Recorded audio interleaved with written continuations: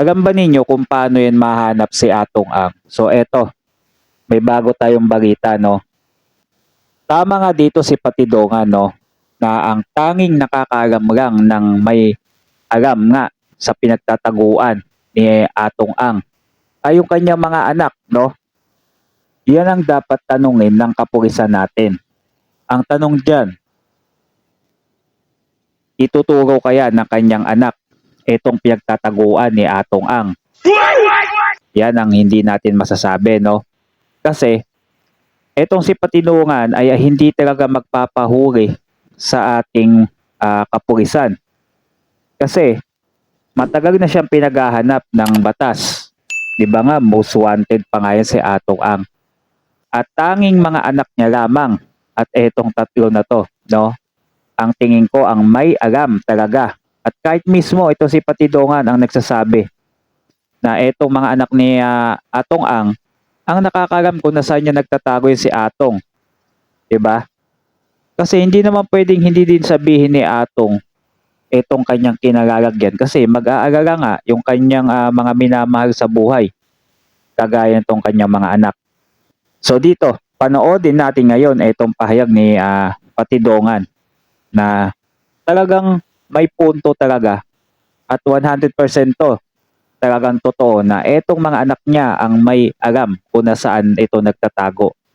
Bakit kaya hindi ito tanungin ng kapulisan? O bakit hindi dito simulan ng kapulisan natin dito sa kanyang mga anak kung nasaan nga ang kanilang tatay, no?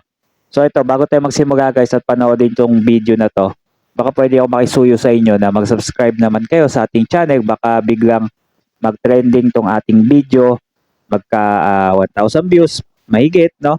So baka pwede makahingi ako sa inyo na subscribe, no? So ito, panoodin natin, tingnan natin kung ano pa ba ang mga sinabi dito ni Aristotoy, no? At bakit kaya ayaw sabihin ng mga anak, no, ni Atong itong kanilang tatay kung nasaan.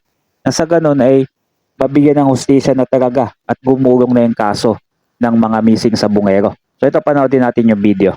Mga anak lang daw ni fugitive gaming tycoon Charlie Atong ang nakakaalam ng kanyang kinaroroonan. Ito'y ayon sa whistleblower na si Dondon Patidongan. At kung tama raw siya na nakapuslit na ng bansa si Ang, maaring tinulungan daw ito ng mga foreign national. Narito ang exclusive agenda report ni Joash Malimban.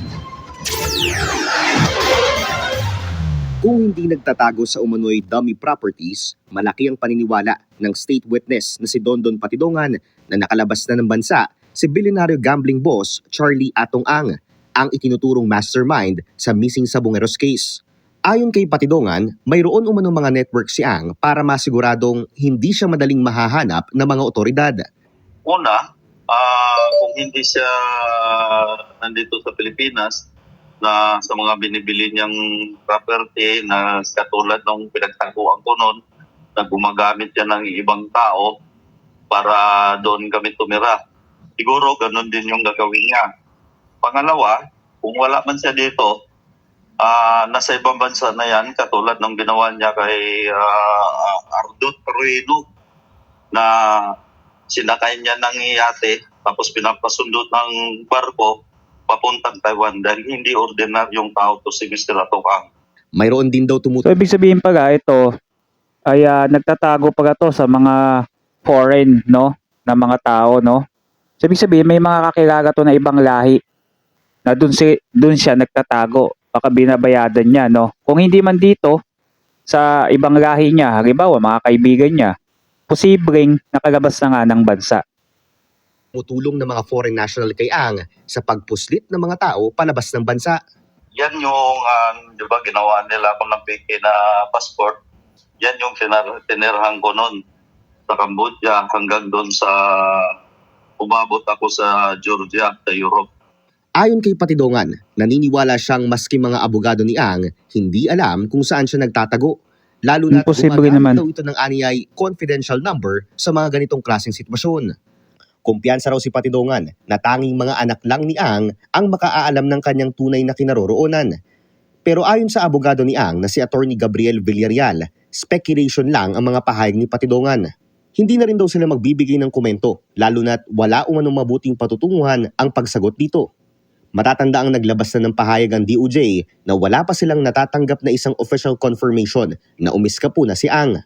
Sa The Spokes ng Billionaire News Channel, sinabi rin ni NBI Director Lito Magno na mahihirapan si Ang na makalabas ng bansa gamit ang backdoor exits. Marami tayong backdoor at isa yan din sa nakikipag-coordinate tayo sa ating mga informants, sa ating mga naging network natin, no, na nandun sa malapit sa mga backdoor areas natin. Identified naman po Backdoor areas.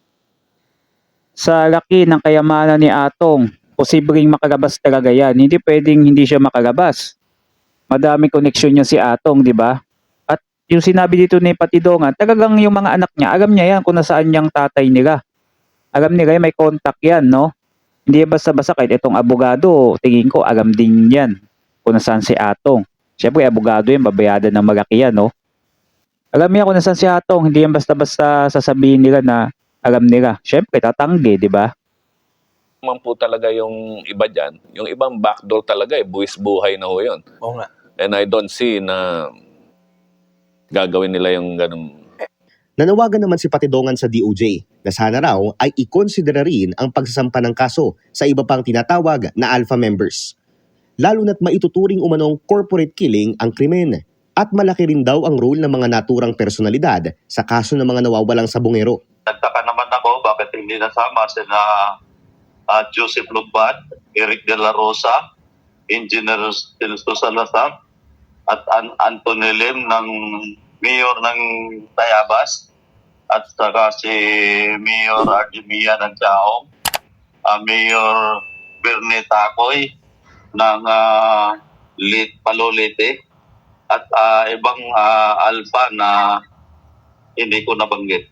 Una nang nagsampa ng partial motion for reconsideration ang pamilya ng mga missing sabongero noong January 5 sa DOJ para rin hilinging maisama ang ilan sa mga taong binanggit ni Patidongan.